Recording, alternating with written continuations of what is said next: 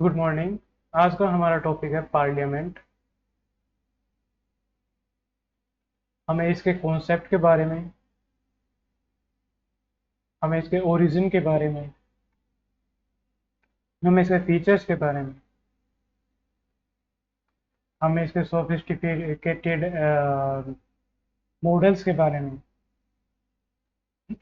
And with comparison with other state parliamentary schemes के बारे में पढ़ना। सबसे पहले ना हम देखते हैं उसका ओरिजिन कहाँ से हुआ, क्योंकि जो हिस्टोरिकल बैकग्राउंड होगा ना, ये हिस्टोरिकल बैकग्राउंड आपको अंडरस्टैंडिंग दे सकेगा कि इसकी ज़रूरत क्यों है, नीड क्यों, क्या इसके बिना इंडिया में काम चल सकता था। पार्लियामेंट के अलावा अगर हम दूसरा मॉडल हम यहाँ यूज कर लेते कोई, तो वे काम कर सकता था। आखिर ये मॉडल होते कौन कौन से हैं, कितने टाइप्स के होते हैं, ये सब देखते हैं। सबसे पहले देखते हैं इसकी ओरिजिन क्या है। देखो, ह्यूमन ने सेटलमेंट करनी स्टार्ट की, सेटलमेंट्स की, तो उन्हें अपना नेतृत्व करने के लिए किसी लीडर की जरूरत थी। लीडर किया गया, बनाया गया, या तो कोई बड़ा बुजुर्ग बूढ़ा बनाया गया, या तो कोई बूढ़ा बनाएगा। आधार किस आधार पे, किसके पास एक्सपीरियंस है, या फिर कोई जवान बनाया गया होगा। आधार इसका क्या रखा गया होगा, इसका आधार रखा होगा कि इसके पास एनर्जी है। कोई मैट्रिमोनियल सोसाइटी रही होगी, उनके अंदर किसी फीमेल को बनाया गया होगा। इसमें आधार क्या रखा गया होगा, आधार इनका, क्योंकि फीमेल को एक्सिस माना जाता है मैट्रिमोनियल सोसाइटी में, इसीलिए पैट्रिमोनियल सोसाइटी, तो उसके अंदर मेल को बनाया गया होगा। सभी के पीछे कोई ना कोई रीजन रहा होगा। रीजन रहा, लीडर बना। लीडर क्यों बना, जरूरत थी। जरूरत क्यों थी, क्योंकि संगठित रहना था। संगठित क्यों रहना था, ताकि अपनी सुरक्षा की जा सके। सुरक्षा क्यों करनी थी, क्योंकि उस टाइम के सब कुछ अराजकतावादी थी। अराजकतावादी का मतलब वहां पर स्टेट वगैरह कुछ नहीं था और उनके जीवन पर संकट था। इसीलिए वे सुरक्षा चाहते थे, संगठित रहना चाहते थे। यही जरूरत थी जिसके कारण उन्होंने लीडर बनाया। लीडर बनाने के लिए उन्होंने कोई ना कोई रीजन ढूंढा। अब इससे होगा क्या, होगा क्या, लीडर बनाया गया। लीडर यहाँ पर दो चीजें होती है, या तो वे चर्चा के द्वारा निर्णय लेता हो, या वे अपनी मर्जी से निर्णय लेता हो, यानी डिस्क्रिशनरी पावर का यूज करता हो, या फिर वे चर्चा के द्वारा एक दूसरे के साथ बातचीत करते हुए डिसीजन लेता हो।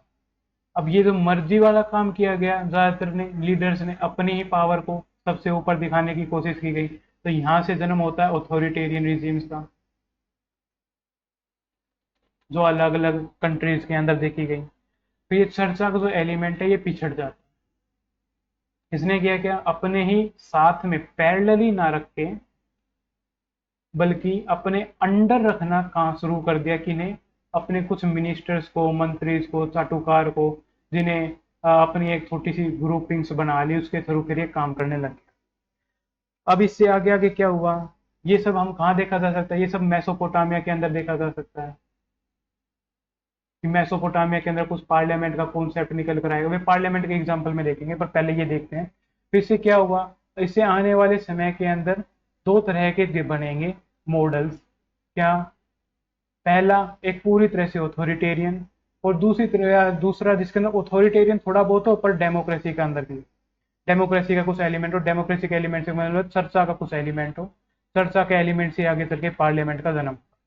तो ऐसा कुछ जो ये एग्जाम्पल है ये देखा गया मेसोपोटामिया के अंदर। वहां पर कुछ पार्लियामेंट के कुछ तत्व देखे गए थे, एलिमेंट देखे गए थे कि चर्चा करके निर्णय लिया जा रहा है। एथेंस के, अब एथेंस का नाम हम सभी ने सुना होगा, थिंकर्स वगैरह पढ़े हो तो जरूर सुना होगा, जहाँ के सुकरात प्लेटो वगैरह थे। सुकरात था जहाँ का, प्लेटो भी में रहता, प्लेटो सुकरात का शिष्य था। तो उस एथेंस के अंदर भी डेमोक्रेसी थी, चर्चा के द्वारा निर्णय करने किए जाने की कोशिश की जाती थी।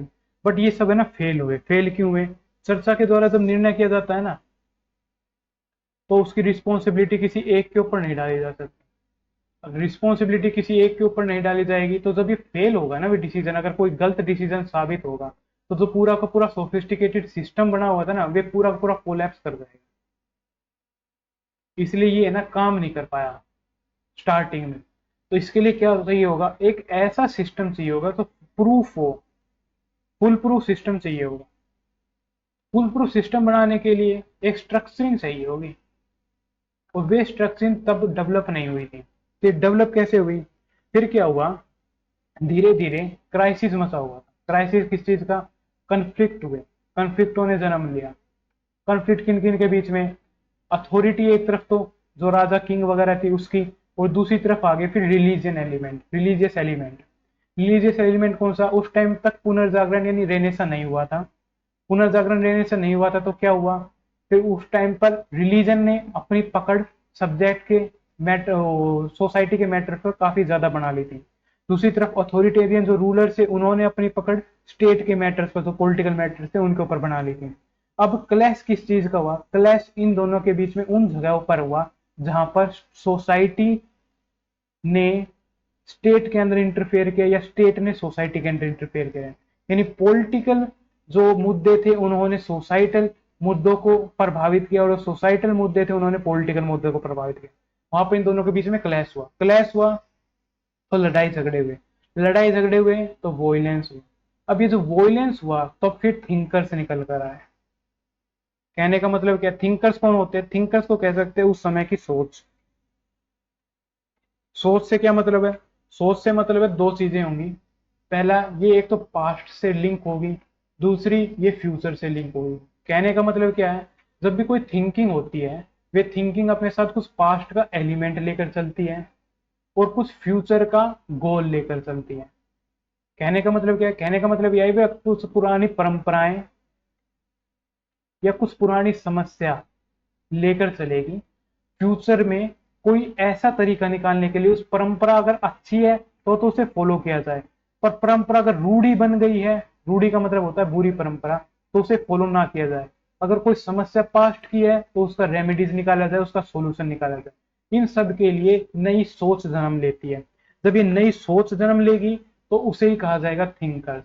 तो थिंकर्स ने क्या किया उस समय, मैं सोफिस्टिकेटेड चीजें लेके चल रहा हूँ, मैं सारी की चीजें यहाँ पर नहीं बता रहा हूँ पूरी हिस्ट्री। अगर पूरी हिस्ट्री यहाँ पर इसकी बताने लग जाए तो कई दिन लग जाएंगे, क्योंकि आपका सिलेबस भी जल्दी कंप्लीट कराना है, सिर्फ 11 महीने रह गए हैं। तो थिंकर्स है, थिंकर्स का इस मैटर से रिलेटेड थिंकर्स से बता रहा हूँ। थिंकर्स ने क्या किया, थिंकर्स ने ना चीजें अलग करनी शुरू कर दी जिससे कंफ्लिक्ट ना हो। अलग करने से क्या मतलब है, उन्होंने सेपरेशन करना शुरू कर दिया। सेपरेशन किनके बीच में, पावर्स का। कहना क्या चाहते हो, पावर्स अलग करनी शुरू कर दी। किस किस चीज की अलग करनी, किसी ने कहा कि भाई लेजिस्लेटिव कानून कोई और बनाएगा और उसका इंप्लीमेंटेशन कोई और करेगा, पर जुडिशियल भी अपने पास रख सकता है। किसी ने कहा कि जुडिशरी का कार्य कोई और करेगा, यानी विवादों का समाधान कोई और करेगा, पर लेजिस्लेशन कोई और करेगा, पर जो इंप्लीमेंटेशन है वो जुडिशियल जो करेगा वही करेगा। किसी ने कुछ कहा, किसी ने कुछ कहा, किसी ने कुछ कहा, ऐसे ऐसे करके फिर एक कॉन्सेप्ट निकल कर आया जिसके अंदर कानून कोई और बनाएगा, इंप्लीमेंटेशन कोई और करेगा, और जुडिशरी यानी विवादों का समाधान कोई और करेगा। ये कॉन्सेप्ट निकल कर आया। जब ये कॉन्सेप्ट निकल कर आया तब से वहां से जो मॉडर्न स्ट्रक्चरिंग है ना वे शुरू हो गई थी। जब ये मॉडर्न स्ट्रक्चरिंग शुरू हुई है, इसी मॉडर्न स्ट्रक्चरिंग के अंदर जब ये कानून बनाने का आया ना कि राजा से अलग इतर, किंग से इतर कोई एक ऐसा समूह होना चाहिए, कोई एक ऐसा ऑर्गेनाइजेशन या कहते इंस्टीट्यूशन होना चाहिए जो कानून बनाए, जो डिसीजंस ले। अब ये दिखाता है इनके बीच में कॉन्फ्लिक्ट को सॉल्व करने का तरीका। पर यह कि ऐसे ही हो गया होगा क्या, नहीं ऐसे तो नहीं हुआ। सबसे पहला तो इसका एग्जाम्पल है 1215 का मैग्ना कार्टा है, जिसके अंदर जो रिबिलियन ग्रुप्स थे उनके रेबिल के कारण, विद्रोह के कारण इंग्लैंड जो किंग थे इंग्लैंड के, उन्हें उनके साथ एक एग्रीमेंट करना पड़ा। वे एग्रीमेंट था कि किंग की पावर्स को लिमिट किया जाएगा। वहां से सबसे पहले स्टार्ट हुआ ये सब कुछ। जब पावर्स लिमिट हुई तो यानी उन्हें कुछ राइट्स मिले। जब ये राइट्स मिले तो आगे चल के यही डेवलप हो गया इस सेपरेशन के बीच में। फिर आगे चल के इंग्लैंड के अंदर गौरवमयी क्रांति हुई। उसके अंदर क्या हुआ, उसके अंदर किंग को और जो उनकी संसद है, पार्लियामेंट है, उसे अलग कर दिया गया। कहने का मतलब क्या है, अब पार्लियामेंट को सुप्रीम बनाया गया और किंग को इसी के अंदर डाल दिया गया। कहने का मतलब क्या है, अब किंग डिसीजंस नहीं लेगा, लॉज नहीं बनाएगा, बल्कि पार्लियामेंट सुप्रीम होगी, पार्लियामेंट लॉज बनाएगी। अब भाई सुप्रीम जो ये सोवर्ण चीज है ना, सोवर्निटी, ये किसी एक के अंदर हो सकती है, या तो किंग के अंदर होगी या पार्लियामेंट के अंदर होगी। बट ये इंग्लैंड वाले ना बड़े चालू हैं। चालू कैसे हैं? उन्हें पता है उनके कल्चर कितना इंपॉर्टेंट होता है। अगर आपको कल्चर की इंपॉर्टेंस नहीं पता है तो हमारे यूट्यूब के अंदर सिर्फ जो मैंने पुराने सेशन कर रखे हैं उनके अंदर देखिएगा, उनके अंदर कल्चर की इंपॉर्टेंट मैंने बताई गई। कल्चर है ना, ये ऐसे स्ट्रक्चरिंग होती है किसी भी सोसाइटी के अंदर। जो कल्चर होता है उस सोसाइटी का बेस बनाता है, उसके ऊपर फिर सोसाइटी टिकी होती है। सोसाइटी को आगे ले जाने का काम इकोनॉमी करते हैं, और इन सबको डायरेक्शन दिखाती है पॉलिटी। ये होती है पॉलिटी, ये होती है इकोनॉमिक्स, ये होती है सोसाइटी, ये होता है कल्चर। अगर कल्चर उन्होंने अपना खत्म कर दिया ना तो उनका बेस जाता रहेगा, और अगर बेस उनका टूट गया तो हर सोसाइटी जो भी जनरेशन जन्म लेगी उन दोनों के बीच में कोई लिंक नहीं होगा। अगर लिंकेज नहीं होगा तो ये वल्नरेबल होंगे। अगर ये वल्नरेबल हुएंगे तो अब बाहर से कब कोई भी अटैक करेगा, या फिर अटैक या तो इंटरनली होगा या एक्सटर्नली होगा। अगर बाहर से कोई अटैक कर देता है या अंदर से भी कोई कर देता है तो फिर डायरेक्ट हिट होगा उस सोसाइटी में। वो डायरेक्ट हिट होगा ना तो उस सोसाइटी को पेनिट्रेशन करते हुए निकल जाएगा, यानी उस सोसाइटी के अंदर पहले तो रप्चर आएगा, रप्चर, और थोड़े टाइम में ये पूरे की पूरी सोसाइटी बट जाएगी अलग अलग टुकड़ों के अंदर। जब ये अलग अलग टुकड़ों के अंदर बन जाएगी तो पहले से वनरेबल है और ज्यादा वनरेबिलिटी बढ़ जाएगी। और जब ये बट जाएगी तो ये आगे चलकर इकोनॉमिक डेवलपमेंट नहीं कर पाएगी। अपने सोसाइटी जो अपने जो कंट्री है उसे डेवलप जो बनाए रखना ये चाहते हैं वे डेवलपमेंट का गोल नहीं सस्टेन कर पाएंगे। इसीलिए इन्हें पता था इनका कल्चर इंपॉर्टेंट है। कल्चर इनका डायरेक्टली लिंक है इनके किंग से। किंग का मतलब है इनका जो साम्राज्य रहा है पूरा ब्रिटिश साम्राज्य जिन्होंने इन्हें गौरव पहुंचाया है उससे। अगर किंग को खत्म कर दिया पूरी तरह से तो इनका कल्चर खत्म होगा, कल्चर खत्म होगा इनका बेस खत्म होगा, बेस खत्म होगा इनका पूरा फ्यूचर खत्म होगा। इसलिए इन्होंने क्या क्या किंग से सोवर्निटी ली जरूर, पर उस सोवर्निटी को पार्लियामेंट के अंदर जब डाला, इस सोवर्निटी को पार्लियामेंट में डाला तो इन्होंने ऐसे कर दिया, इन्होंने एक अपर हाउस बना दिया, एक लोअर हाउस बना दिया, और उसी के अंदर सो ऊपरला भाग ना वहां पर किंग रख दिया। जैसे इंडिया के अंदर होता है ना प्रेसिडेंट पार्लियामेंट का पार्ट होता है, वैसे ही यानी इन्होंने किंग से जो सोवर्निटी ली उसे पार्लियामेंट के अंदर जब डाला तो उस पार्लियामेंट के अंदर ही किंग को भी डाल दिया। जिससे हुआ क्या, किंग की सोवर्निटी भी एक पार्ट के रूप में बची रह गई, सोवर्निटी का ट्रांसफर भी हो गया, और डेमोक्रेटिक जो आइडियाज थे उन्हें जो लेके आने थे, चाहिए मोनार्की हो पर ये रिपब्लिक जरूर है। अरे बाबा रे बाबा, ये क्या सिस्टम होता है? मोनार्की कैसे रिपब्लिक हो सकती है? हमने तो सुना है रिपब्लिक सिर्फ वही होता है जिसका जो नेता होता है, जो सुप्रीम कमांडर होता है, वे डायरेक्ट या इनडायरेक्ट रूप से जनता के द्वारा चुना गया हो। नहीं भैया, जो चाइना है वे भी तो रिपब्लिक है। Republic, people's republic of China, China भी तो रिपब्लिक है ना। फिर ये चाइना रिपब्लिक कैसे हो जाती है? इसका भी तो नाम है पीपल रिपब्लिक ऑफ चाइना। देखो कहने का मतलब क्या है, जितनी भी ये कंट्रीज होती है ना, रिपब्लिक का मतलब होता है उस देश की जनता के द्वारा इन्हें वैलिडिटी दे रखी हो, वैधता दे रखी, ये होता है रिपब्लिक का मतलब असल में। जब आप पॉलिटी के कॉन्सेप्ट को गहराई में पढ़ेंगे या पीएसआईआर के अंदर पढ़ेंगे तब आप जानेंगे कि रिपब्लिक का मतलब ये होता है। रिपब्लिक, हम एक होता है डेमोक्रेटिक रिपब्लिक,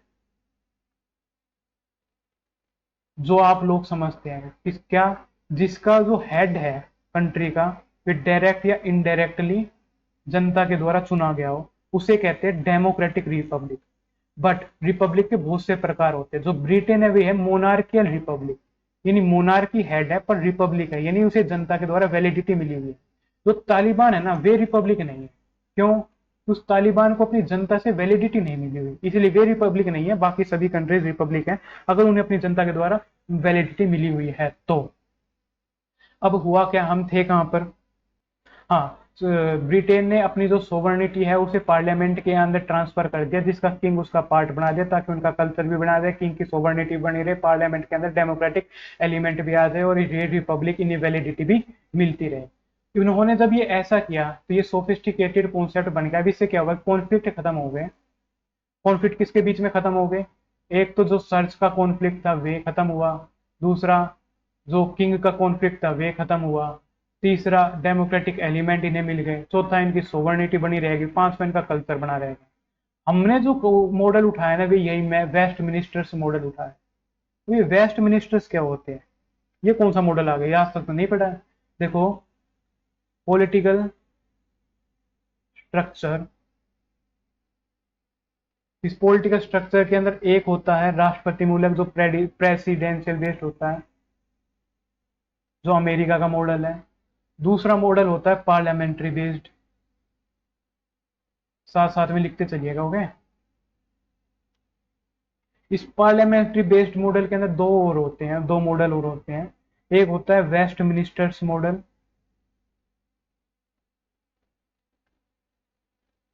और एक होता है वेस्ट यूरोपियन मॉडल। इस वेस्ट यूरोपियन मॉडल को ही कहते हैं जर्मनी मॉडल।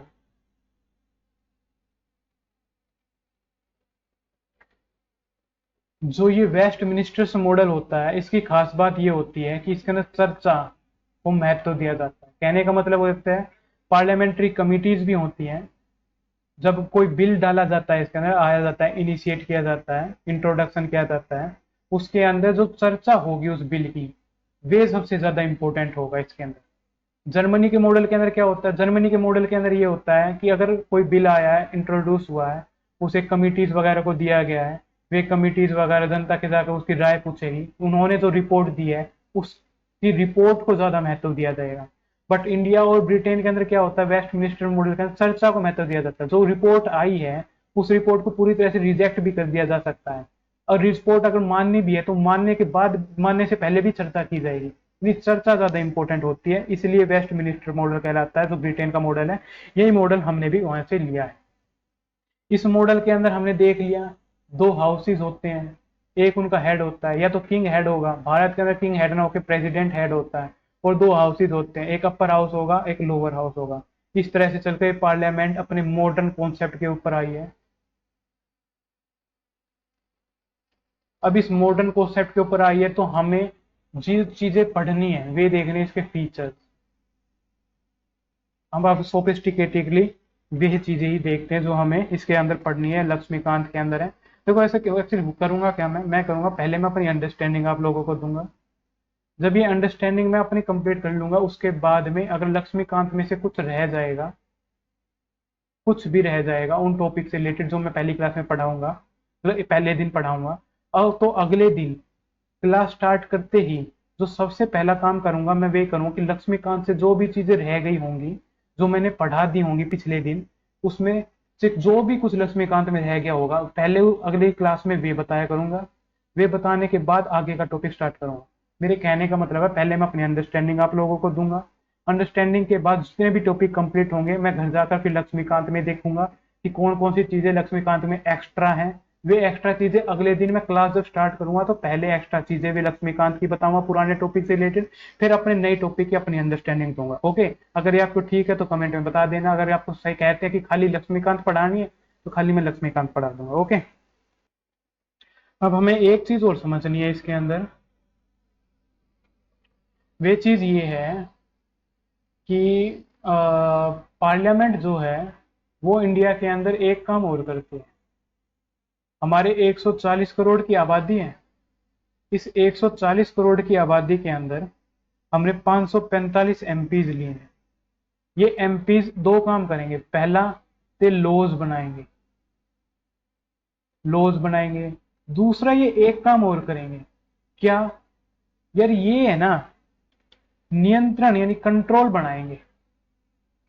किसके ऊपर, ब्यूरोक्रेट्स, गवर्नमेंट्स के ऊपर और इनडायरेक्टली ब्यूरोक्रेट्स के ऊपर। कहना क्या चाहते हो सर, कहना मैं ये चाहता हूं, इंडिया का जो मॉडल है ना, इंडिया का मॉडल ये है कि जनता है, ये जनता का पूल है 140 करोड़ आबादी की, उन्होंने अपने रिप्रेजेंटेटिव भेजे हैं, लगभग 545 एमपीज भेजे हैं।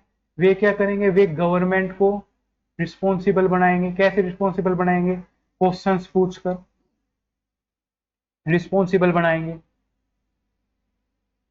ये गवर्नमेंट है, ये खुद तो आंसर करेगी नहीं, काम करना है ब्यूरोक्रेट्स को। जो ब्यूरोक्रेट्स है ये जो भी काम करेंगे उससे रिलेटेड गवर्नमेंट अब इनसे क्वेश्चन पूछेगी, भाई ये आगे से पीछे से क्वेश्चन आया है, इस क्वेश्चन का जवाब मांगते हैं, आप इस क्वेश्चन का जवाब दीजिए। इन ब्यूरोक्रेट्स को वो जवाब देना पड़ेगा गवर्नमेंट, यानी ये अकाउंटेबल होंगे गवर्नमेंट के प्रति। ब्यूरोक्रेट्स अकाउंटेबल बनेंगे गवर्नमेंट के प्रति, गवर्नमेंट रिस्पॉन्सिबल बनेगी एमपीज के प्रति, पार्लियामेंट के प्रति, और पार्लियामेंट्री जो है ये पार्लियामेंटेरियंस है ये रिस्पॉन्सिबल होंगे जनता के प्रति, क्योंकि ये इनके रिप्रेजेंटेटिव है। इससे होगा क्या, इससे हमने ये किया है कि ये मॉडल बनाया है कि जब जनता अपने प्रतिनिधियों को भेजेगी, प्रतिनिधि जब को सरकार से क्वेश्चन पूछेंगे, उन क्वेश्चंस का आंसर ब्यूरोक्रेट्स को करना पड़ेगा, तो ब्यूरोक्रेट्स को जमीनी स्तर पर काम करना पड़ेगा, जमीनी स्तर पर काम करना पड़ेगा। अगर वे जमीनी स्तर पर काम नहीं करेंगे तो जो गवर्नमेंट है उसे बैकलैश होना पड़ेगा, यानी उसे फिर उसकी जो रिस्पॉन्सिबिलिटी है उसे हाथ धोना पड़ेगा, वे उन क्वेश्चंस का आंसर सही नहीं कर पाएगी, उसके जो गिल्ट वगैरह ये पकड़े जाएंगे, उसके कार्य ना कर पाने की असमता पकड़ी जाएगी। उससे क्या होगा, उससे पूरे पार्लियामेंट के द्वारा जो क्वेश्चन पूछे जाएंगे ये सभी जनता के सामने रखे जाएंगे, जनता अगली बार उन्हें वोट नहीं देगी, पूरी सरकार ढह जाएगी। तो ये हमने मॉडल बनाया कि जनता के प्रतिनिधि सरकार को क्वेश्चन पूछकर जवाब दे, उत्तरदायी बनाएंगे। सरकार को खुद को मतलब खुद तो सरकार को सिर्फ डायरेक्शन वगैरह देनी होती है, असली काम करते हैं ब्यूरोक्रेट, और ब्यूरोक्रेट्स को अकाउंटेबल बनाया जा सके, वे काम करते रहे जमीनी स्तर पर, इसके लिए जरूरी है उनसे क्वेश्चन पूछे जाए, क्वेश्चन पूछेंगे उन्हें सही काम का मतलब आंसर देना पड़ेगा, डेटा वगैरह देने पड़ेंगे, तो उन डेटा को देने के लिए उन्हें सच में काम करना पड़ेगा। जब ये काम करेंगे तो वे गवर्नमेंट को क्वेश्चंस का आंसर देंगे, गवर्नमेंट उन क्वेश्चंस के आंसर को पार्लियामेंट के अंदर रखेगी, और पार्लियामेंट है के जो रिप्रेजेंटेटिव है उन आंसर्स को पाएंगे। उन क्वेश्चंस के अंदर कुछ गड़बड़ होगी, आंसर गड़बड़ होंगे, तो वे उसके ऊपर फिर पूर्ण क्वेश्चन या दूसरे क्वेश्चन अलग अलग तरह से वो दोबारा क्वेश्चन उठाएंगे। इससे क्या होगा, पूरा का पूरा जो मॉडल है, पूरा का पूरा ये सिस्टम है अकाउंटेबल एंड रिस्पॉन्सिबल बना रहेगा, और जनता की पकड़ हमेशा रहेगी। बट हुआ क्या, हुआ ये कि 140 करोड़ की आबादी है, 545 एमपी है सिर्फ, देश है इतना बड़ा, डाइवर्सिटी है दुनिया भर की, कितने ही क्वेश्चन पूछ लेंगे, सेशंस हो गए हमारे पास 3 साल में, कितने दिन आके उसके अंदर बैठ जाएंगे, या कितने दिन कितने ज्यादा क्वेश्चन पूछ लेंगे, इतने सारे ब्यूरोक्रेट्स को 6-7 हजार ब्यूरोक्रेट्स उनके नीचे इतने सारे काम कर रहे हैं अधिकारी, उन सबको कैसे हम अकाउंटेबल बनाएंगे। तो फिर हमने क्या किया, तो फिर हम लेके आए भाई आरटीआई। आरटीआई के अंदर क्या क्या भाई, ये तो सिर्फ 545 क्वेश्चन क्यों पूछे, 140 के 40 करोड़ लोग पूछो। अरे बाबा ये ऐसे था क्या, हाँ ये इसीलिए है, आरटीआई आया ही इसीलिए, जब आरटीआई टॉपिक पढ़ेंगे तब इसके बारे में जानेंगे। बट अभी हमें ना इसका लूप होल नहीं पढ़ना, अभी इससे हमें ये पढ़ना है कि पार्लियामेंट का काम क्या है। तो पार्लियामेंट का एक काम ये भी है कि वे अकाउंटेबल एंड रिस्पॉन्सिबल बनाएगा पूरे के पूरे हमारे पॉलिटिकल सिस्टम को। ओके, अब जितने भी जो बेसिक चीजें थी ना पार्लियामेंट के ओरिजिन से रिलेटेड, वे हमने पढ़ ली है। अब हमारा काम है पार्लियामेंट की फीचर्स वगैरह देखना, जो अब हम डिस्कस करते हैं एक एक करके। ओके, तो सबसे पहले ना मैं आपका एक मॉडल बनवा देता हूँ। इस मॉडल से क्या होगा कि आपको आंसर लिखने के अंदर काफी ज्यादा आसानी होगी। ये मॉडल्स आपका अगर आप बना पाओ तो बहुत अच्छी बात है। यहाँ लिखिए सोवरन पब्लिक,